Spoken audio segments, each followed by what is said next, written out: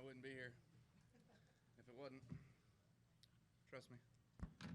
Okay, our Coors Light pole winner for Sunday's 12th annual Good Sam 500 is Kyle Busch.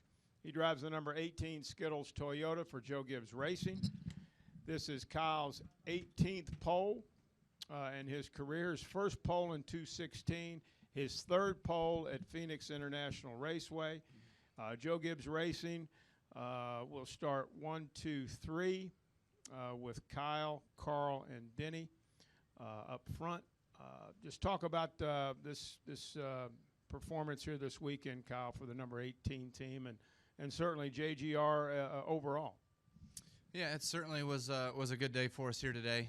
Unloading off the truck, everything seemed to go real well, and I wasn't sure about our speed and race trim, but then we swapped over to qualifying trim, and you know, for as not as good of the feel of the car that it was, you know, we had some good speed, so that was definitely a plus. And being able to have some good laps there in qualifying this afternoon, and being able to run a really good lap there in the last session before Jimmy crashed, I think was our biggest benefit to being able to sit on a pole. So, you know, couldn't be happier with the Skittles Camry and the way the guys did. Such a good job here today working on it and making it fast and making some good changes. So look forward to what we can do here on Sunday. Questions now for our pole sitter. If you have one, raise your hand. Kyle Busch. Questions for Kyle Busch. We'll go to Tom, and then Stan, and then Mike. Tom, Stan, then Mike.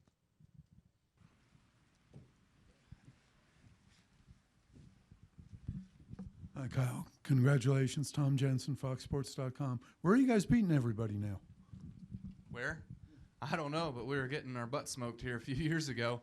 You know, we were really bad. I think when this place was repaved, we obviously struggled really bad. But we've known to do a really big push on this place because it's the second to last race in the chase. So, you know, we've done a good job of being able to do all of that. Everyone at Joe Gibbs Racing's pushed real hard. Where are we beating them? I think it's just a combination of everything. I think when you can gain entry speed, you can gain center speed, you can gain exit speed, straightaway speed, it all just kind of comes together, you know.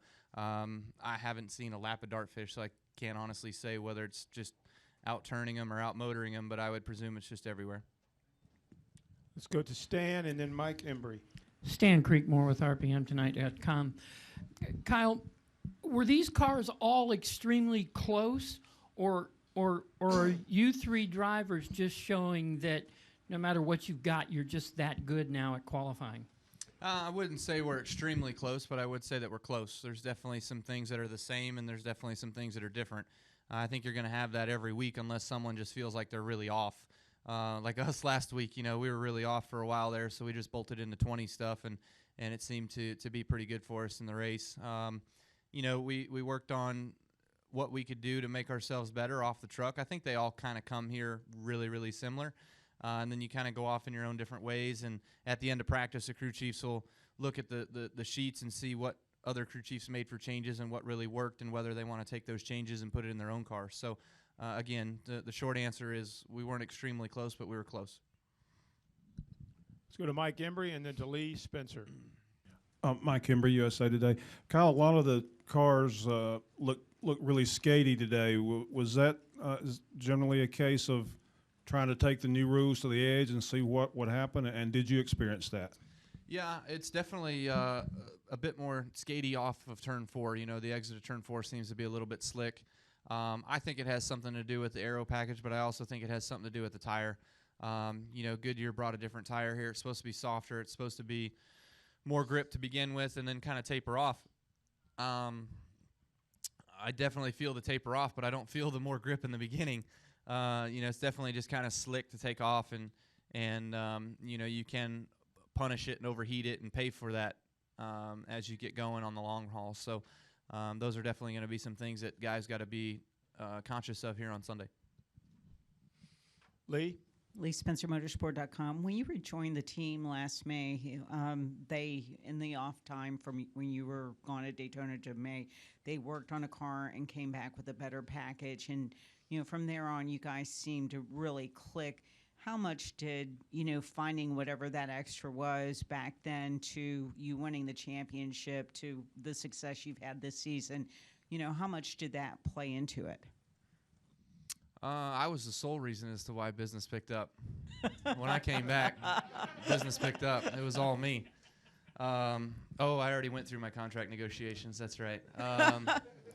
No, I mean, it was definitely, there was a lot of things that came of that. You know, it's not just one thing in particular. It's not a right front spring or a right rear spring or just something different. It was a kind of a philosophy. You know, we definitely had to redo our sim model and stuff like that, and that helped a lot of things, but also just getting the crew chiefs a little more zoned in around the package of what the shop engineers wanted us to run and getting them to kind of understand what all that took. And I think it's been better since. So that's kind of a useful thing for sure. But it's been better, and we've learned, and I guess we're still kind of on that path. And then adding Carl Edwards gives you, more information, and now you have the 78. I mean, do you see things just exponentially growing or blossoming with, each kind of, adding the information along the way to help get you guys to the next level?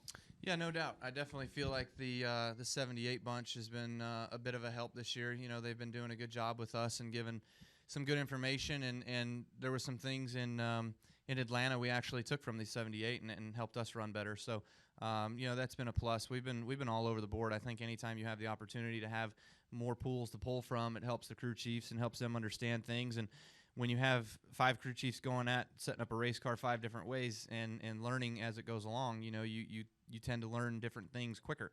I mean, that's just been the true the testament to multi-car teams for years, right? So it's no different right now. Final question. 2 more questions. We'll go Mike Embry, and then we'll go to my man Dominic. Qualifying obviously doesn't tell everything, but it is the way Harvick ran today an indication he might not lead 1,000 laps Sunday, and everybody else has a better shot? Well, fortunately, the race is only 312, so 1,000 might be a strong stretch. But I get your point. He's obviously been really, really good here over the years. I would not discount him being able to drive up from his starting position. I don't think you can ever count out Harvick. They did unload today, and they were off a little bit from unload, so not sure what's kind of going on there, but the 41's fast, so I'm sure they can figure it out pretty quick, and they'll be right there when it counts on Sunday. Final question. Go ahead. Dominic Udigo on the RacingExperts.com. Based on practice and the progression through qualifying, how confident were you that you and your team could sit on the pole?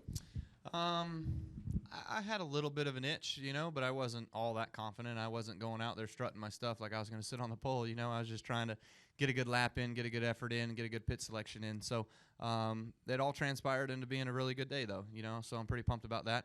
Guys did a great job. Looking forward to having that opportunity to sit on the pole, to being the number 1 pit selection on Sunday, and hopefully all of that transpires into a good solid run on Sunday, and maybe we can get our first win of the year. Kyle Busch, congratulations, and good luck the rest of the weekend. All righty. Thank you very much. Thank you.